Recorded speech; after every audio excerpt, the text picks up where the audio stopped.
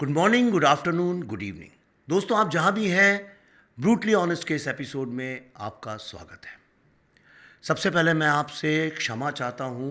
अपनी आवाज़ को लेके लगातार मैं पिछले 1 महीने से द डेली फाइल्स की शूटिंग कर रहा हूं और दिन रात शूटिंग होती है और मौसम भी बदल रहा है तो बहुत बुखार भी चल रहा है। पहले मैंने सोचा इस हफ्ते नहीं करूं, पर बहुत आवश्यक था इस बारे में बात करना। मेरे अंदर कुछ विचार चल रहा है, कुछ द्वंद्व चल रहा है, बड़ी विडंबना है और मुझे ऐसा लगा कि यही विडंबना आपके अंदर भी होगी, तो आपसे कुछ बातचीत की जाए। पिछले कुछ दिनों में आपने देखा भारतीय संसद में जिस तरह की नौटंकी हुई। नौटंकी इसलिए कह रहा हूँ क्योंकि मैं बचपन से थिएटर से जुड़ा हूँ। नौटंकी का जो जॉनरा है उसको जानता हूँ। इसी को नौटंकी बोलते हैं जो आपने संसद में देखा। और दूसरा, अंबेडकर के नाम को लेकर जो एक विवाद शुरू हुआ है और जो डिबेट चल रही है, उससे बहुत लोग जो हैं त्रस्त हैं, परेशान हैं, चिंतित हैं, दुखी भी हैं। तो मैं आपको मेरा क्या रिश्ता अंबेडकर से है मैं आपको ये बताता हूँ। मैं डेली फाइल्स के लिए पिछले 4 साल से रिसर्च कर रहा हूँ। उसके पहले मैंने 3-4 साल तो कश्मीर फाइल्स के लिए भारत के इतिहास में, संविधान में जाकर रिसर्च किया था। और उसके पहले मैंने ताशकंद फाइल्स के लिए भी 2.5-3 साल रिसर्च किया था। बुद्धायना ट्रैफिक जैम के लिए भी रिसर्च किया था। इन चारों में कहीं ना कहीं अंबेडकर से जुड़ी बातें पढ़ने का, उनके लेख पढ़ने का, उनके बारे में समझने का, भारत में जो जाति व्यवस्था है, भारत में जो शोषण की राजनीति रही है, उसके बारे में गहराई से समझने का मुझे काफ़ी मौका मिला। आप एक छोटा सा सीन देखिए। ये मेरी जो ट्रिलॉजी है उसकी पहली फिल्म द ताशकंद फाइल्स में हीरोइन बोलती है। पहले आप इसे देखिए, फिर मैं अंबेडकर के बारे में बात करूंगा। ये इंडिया का कॉन्स्टिट्यूशन है, किसी पार्टी का मैनिफेस्टो नहीं। सोशलिज्म किसी पार्टी की पॉलिसी हो सकती है, देश की नहीं। कॉन्स्टिट्यूशन में सोशलिज्म वर्ड डालना डेमोक्रेसी की हत्या होगी। We don't need your opinion. And this is not my opinion. ये मैंने नहीं कहा सर, ये उन्होंने कहा है जिन्होंने ये कॉन्स्टिट्यूशन लिखा था, डॉक्टर बाबा साहेब अंबेडकर। लेकिन शास्त्री जी के डेथ के 10 सालों के अंदर ही बाबा साहेब की इस कॉन्स्टिट्यूशन को, हमारे देश की डेफिनेशन को बदल दिया गया। इसमें ये वर्ड सोशलिज्म ऐड किया गया। हमारी डेमोक्रेसी की हत्या क्यों की गई? तो आपने ये देखा, मेरी फिल्म में कश्मीर फाइल्स में भी अंबेडकर के बारे में बात हुई थी और द डेली फाइल्स में भी अंबेडकर के पार्टीशन को लेके क्या विचार थे उसके बारे में आप समझेंगे। और वीडियो हो सकता है थोड़ा सा लंबा हो, लेकिन मैं तो शॉर्टकट वाला आदमी नहीं हूँ, because I believe shortcuts make life very short. तो मैं आपको बताता हूँ, सबसे पहले मैं अंबेडकर में इंटरेस्टेड कब हुआ। मैं अंबेडकर के बारे में जानता था, सब समझता था जितना भारत में एक पढ़ा लिखा स्टूडेंट जानता है। लेकिन मैं जब नागपुर गया तो मुझे वहाँ लोग लेके गए, बाबा अंबेडकर की जहाँ पे स्मारक है वहाँ लेके गए। और वहाँ सबसे पहले सामने घुसते ही साथ बाबा साहब अंबेडकर ने जो 22 वाउज ली थी, जो 22 शपथ ली थी, वो लिखी हुई हैं। जब उन्होंने 14 अक्टूबर 1956 को दीक्षा भूमि जिसको बोलते हैं, वहाँ पे धर्म दीक्षा का आयोजन जब हुआ था, उसमें उन्होंने हिंदू धर्म को त्याग के बुद्ध धर्म को अपनाया था। और अपनाते वक्त उनने अपने फॉलोअर्स के लिए 22 मान्यताएं रखी थी। मैं आपको पढ़ के सुनाता हूँ। नंबर 1, मैं ब्रह्मा, विष्णु और महेश को ना तो ईश्वर मानूंगा और ना ही उनकी पूजा करूंगा। नंबर 2, मैं ना तो राम और कृष्ण को भगवान मानूंगा और ना ही उनकी पूजा करूंगा। नंबर 3, मैं हिंदू धर्म के किसी भी गौरी, गणपति आदि को ना तो देव और देवी मानूंगा और ना ही उनकी पूजा करूंगा। नंबर 4, मैं ये नहीं मानता कि भगवान कभी अवतार लेते हैं। नंबर 5, ये कहना कि बुद्ध विष्णु के अवतार हैं झूठा और मिस्चीवियस प्रोपेगेंडा है। नंबर 6, मैं ना तो श्राद्ध पक्ष करूंगा और ना ही कोई पिंड अर्पित करूंगा। नंबर 7, मैं ऐसा कुछ भी नहीं करूंगा जो बुद्ध धर्म के विरुद्ध या प्रतिकूल हो। नंबर 8, मैं ब्राह्मणों के हाथों कोई अनुष्ठान नहीं करूंगा। नंबर 9, मेरा मानना है कि सभी मनुष्य समान हैं। नंबर 10, मैं समानता स्थापित करने का प्रयास करूंगा। नंबर 11, मैं बुद्ध द्वारा सिखाए गए अष्टांगिक मार्ग को अपनाऊंगा। नंबर 12, मैं बुद्ध द्वारा बताई गई 10 पारमिताओं का अभ्यास करूंगा। नंबर 13, मैं सभी जीवित प्राणियों से प्रेम करूंगा तथा उन्हें नरिश और चेरिश करूंगा। नंबर 14, मैं चोरी नहीं करूंगा। नंबर 15, मैं कभी भी एडल्ट्री कमिट नहीं करूंगा। नंबर 16, मैं झूठ नहीं बोलूंगा। नंबर 17, मैं कोई भी नशा नहीं करूंगा। नंबर 18, मैं बुद्ध के धर्म के 3 सिद्धांतों विजडम, मोरालिटी एंड काइंडनेस को अपनाकर अपना जीवन व्यतीत करूंगा। मैं हिंदू धर्म का त्याग करता हूं जो मानव समृद्धि के लिए हानिकारक है तथा मानव को असमान और निम्न मानता है और बुद्ध धर्म को अपनाता हूं। बुद्ध धर्म है कि नहीं इस पर बाद में बातचीत हो सकती है। नंबर 20, मेरा दृढ़ विश्वास है कि बुद्ध धर्म एक सद्धर्म है, मतलब हिंदू धर्म सधर्म नहीं है। नंबर 21, मेरा मानना है कि बुद्ध के धर्म को अपनाने से मेरा पुनर्जन्म हो रहा है। नंबर 22, मैं आगे से बुद्ध के धर्म को फॉलो करने की शपथ लेता हूं। तो दोस्तों, अब एक बहुत अहम सवाल यहां पे उठता है। ये बाबा साहब ने 1956 में लिखा था, ये पूरी तरह जानते हुए कि भारत एक हिंदू सिविलाइजेशन रहा है पिछले 5000 वर्ष से। यहाँ पे हिंदू ही सबसे ज़्यादा जनसंख्या में है, हिंदुओं का एकमात्र ये राष्ट्र है। हिंदू एक वैलिड, वर्ल्ड में one of the most respected, liberal, progressive धर्म रहा है। और जो दलित हैं वो भी हिंदू सभ्यता का ही हिस्सा रहे हैं। बात उनके शोषण की नहीं है, बात यह है कि जो बाकी आबादी है जो हिंदुओं की, उनके अगेंस्ट जाकर बाबा साहब ने सन 1956 में ये लिखा। और उन्होंने खुल के लिखा, जो आज भी नागपुर में लगा हुआ है, कि मैं ब्रह्मा विष्णु महेश को नहीं मानता, वो भगवान नहीं है। मैं रामकृष्ण को नहीं मानता, वो भगवान नहीं है। ब्राह्मणों के बारे में उन्होंने गलत बोला। चौथा, उन्होंने कहा मैं हिंदू धर्म त्याग के बुद्ध धर्म अपनाता हूँ, जबकि बुद्ध ने खुद कहा था कि भाई मैं, कोई भगवान नहीं होता, कोई आत्मा ही नहीं होता और कोई रिलीजन नाम की चीज़ नहीं होती। बुद्ध कभी नहीं चाहते थे कोई उनको फॉलो करे, फिर भी अब ये अज्ञानियों की दुनिया है, उन्होंने बुद्ध को ही भगवान बना दिया। और जो बुद्धिज़्म एक पंथ है उसको अंबेडकर साहब ने धर्म मान लिया अपनी कन्वीनियंस के हिसाब से। ये उनकी चॉइस थी, लेकिन तब हिंदुओं ने आपत्ति नहीं करी, किसी ने भी आपत्ति नहीं करी। क्यों? ये इस बात का प्रतीक है, सबूत है कि जो हिंदू सिविलाइजेशन है, यहाँ पे किसी को भी अपना पंथ शुरू करना, कुछ भी मानना, किसी को भी देवता मानना, इसका अधिकार है। और यही मॉडर्न सेकुलरिज्म है।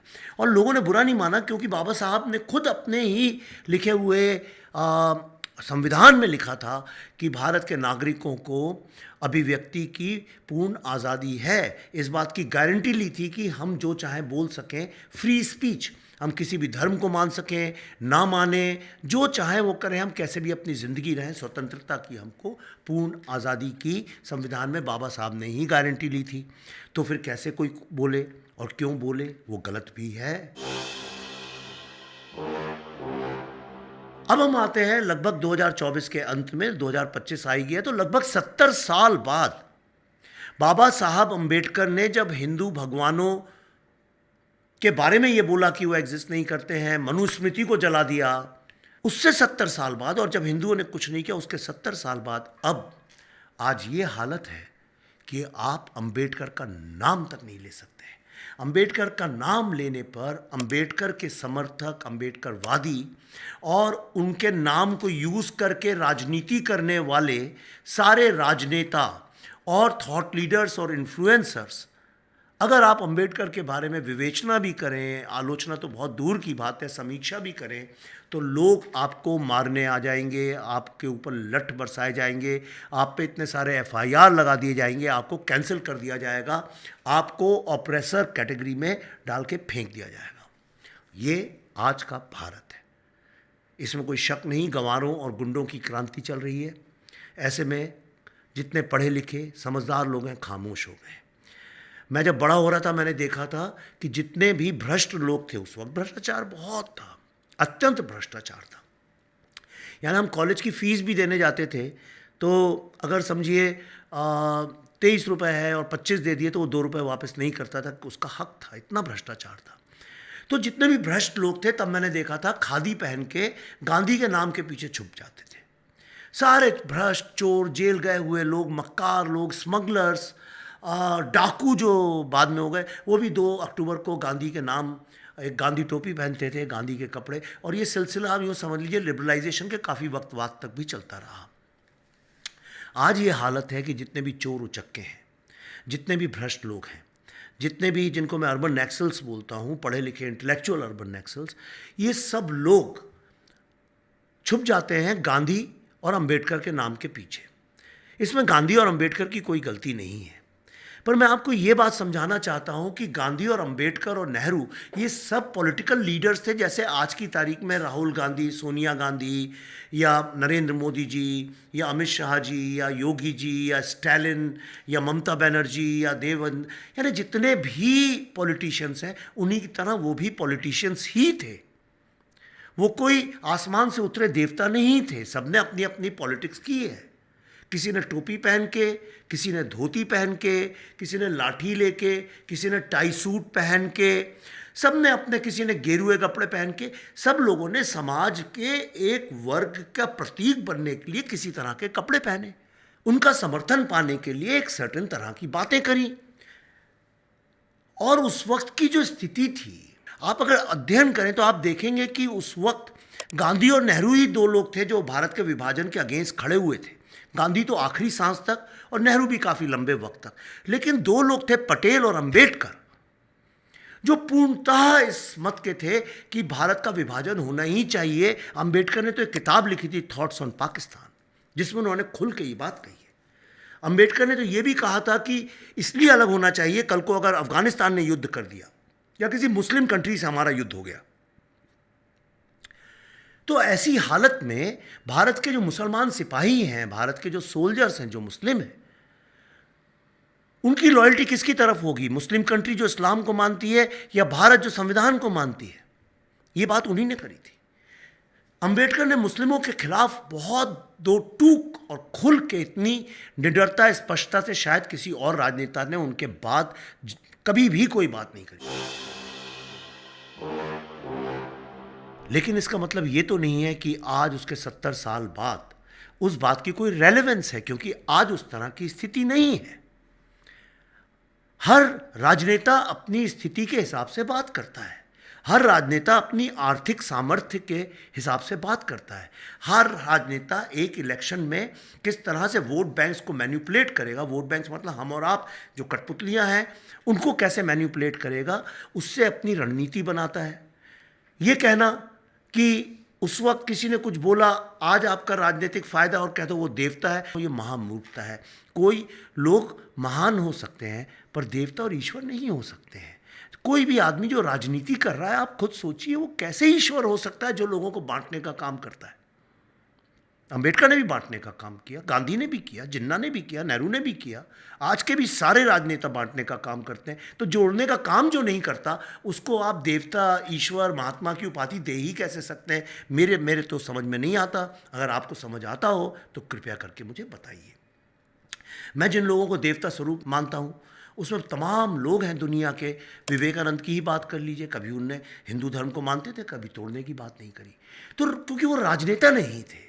श्री अरबिंदो राजनेता नहीं थे।